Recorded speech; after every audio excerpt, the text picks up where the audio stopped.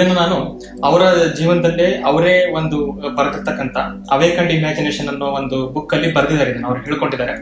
ಅವರ ಫ್ರೆಂಡ್ ಆ ಗೆಳತಿ ಅಂತ ಏನಂದ್ರೆ, ಅವರು ಮೌಂಟೇನ್ ರೇಂಜ್ ಅಲ್ಲಿ ಸ್ವಲ್ಪ ಹಿಲ್ ಸೈಡ್ ಮೌಂಟೇನ್ ಸ್ಟೇಷನ್ ಅಲ್ಲಿ ಅವ್ರದ್ದು ಒಂದು ದೊಡ್ಡ ಎಸ್ಟೇಟ್ ಇರುತ್ತೆ. ಅಲ್ಲಿ ಅವನಿಗೆ ನಾನು ರಜೆಯಲ್ಲಿ ಎಲ್ಲಿ ತನಕ ಹೋಗ್ತೀನೋ ಅಲ್ಲಿ ತನಕ ಅವನ್ನ ಇಲ್ಲಿ ಇರುವಂತ ಹೇಳ್ಬಿಟ್ಟು ಹೋಗೋಣ ಅಂತ ಹೇಳಿ ಅವನಿಗೆ ಲೆಟರ್ ಬರೀತಾರೆ. ಆಕ್ಚುಲಿ ನಾನು ಇಲ್ಲಿಗೆ ಎಲ್ಲ ಓದ್ತಾ ಇದ್ದೀನಿ, ಏನೂ ಇದರಲ್ಲಿ ಕೆಟ್ಟ ವಿಷಯ ಇಲ್ಲ, ಅಂದ್ರೆ ಏನೋ ಒಂದು ಅಬ್ಸೆಷನ್ ಅವರಿಗೆ ಕಾಡ್ತಾ ಇತ್ತು, ಏನೋ ಸರಿ ಇಲ್ಲ ಈ ಲೆಟರ್ ಅಲ್ಲಿ, ಏನೋ ಗಮನಿಸೋಣ ಅಂತ ಲೆಟರ್ ನೋಡಿದಾಗ ಅದೆಲ್ಲ ವಾಸ್ ಮತ್ತೆ ವರ್ಕ್, ಸೊ ಈ ತರ ಅಂದ್ರೆ ಪಾಸ್ಟ್ ಟೆನ್ಸ್ ಅಲ್ಲಿ ಇತ್ತದು. ರಿಸರಕ್ಷನ್ ಅಂತ ಅವ್ರು ಅಂತಾರೆ.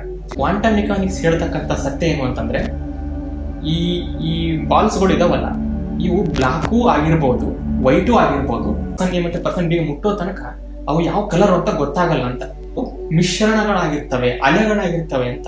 ನಾನು ಏನನ್ನ ಕ್ರಿಯೇಟ್ ಮಾಡ್ತಾ ಇದ್ದೀನಿ ಅದು ಬೇರೆ ಅಲ್ಲ, ಅದೇ ನಾನು.